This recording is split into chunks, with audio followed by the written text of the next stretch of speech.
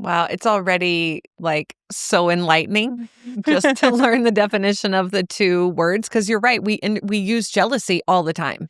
This conversation is about jealousy and why it matters for anyone who's ever felt that gut punch of being left out, ignored, or unseen.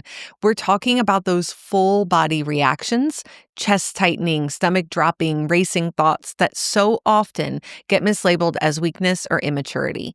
If you've ever carried the shame of, why am I even feeling this? This episode is for you.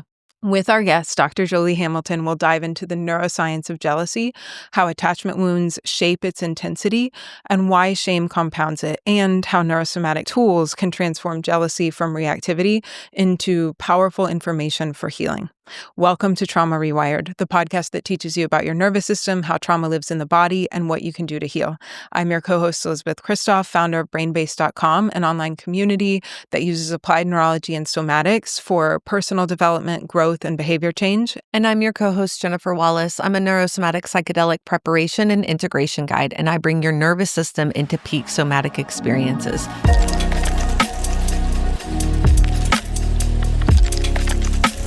Jealousy is the perception of threat that I experience when I feel a threat to a valued relationship with another person. So I've got to see a triangle. That's how I know jealousy is present. It's myself as the jealous person, my beloved, my valued other. Hey, it doesn't have to be just a romantic valued other. This can be a valued mentor or a coach. It could be somebody who your friendship is deep and you value that, right? Anyone we value the relationship with. And then we see the third point of the triangle. That is the perceived interrupter.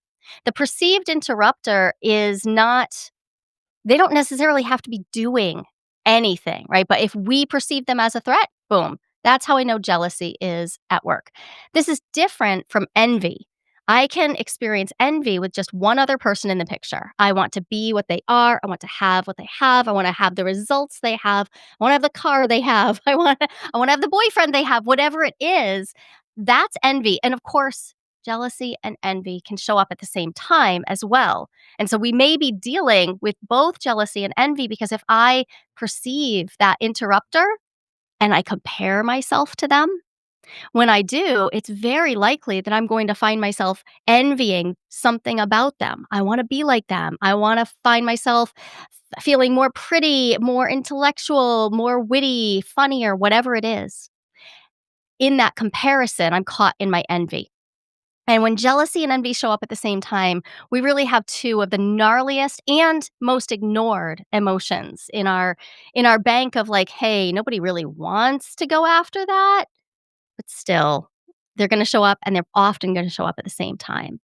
Wow, it's already like so enlightening just to learn the definition of the two words because you're right, we use jealousy all the time.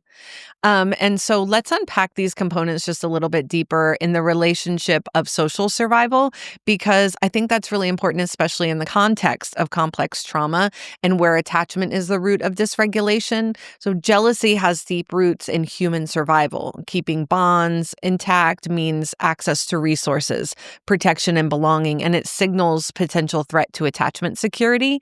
So Joli, could you speak to why would a feeling that's so uncomfortable actually have an adaptive role and how jealousy has served us from an evolutionary and social perspective?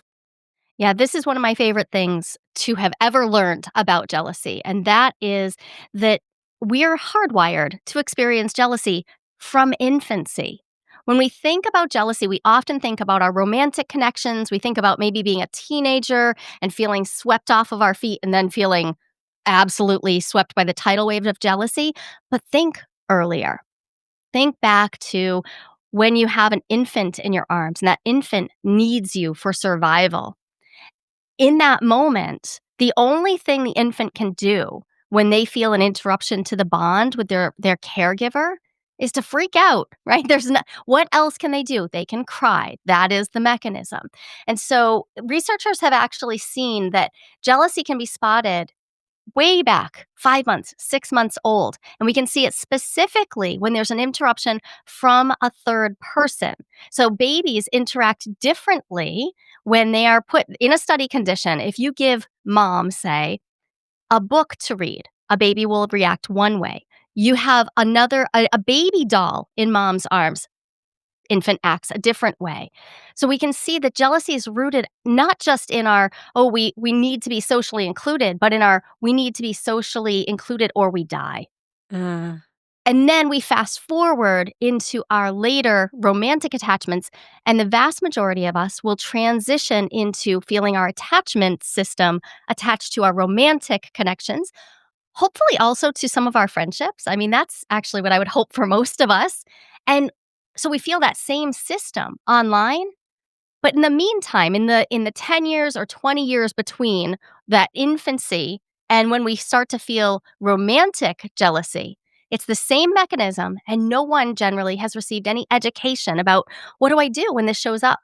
Make sure to subscribe to this episode on our audio platforms or hit the little bell on YouTube to subscribe to our channel so that you never miss an episode, because we have lots of exciting conversations coming up, breaking down the science and the trauma of emotional health and nervous system resilience.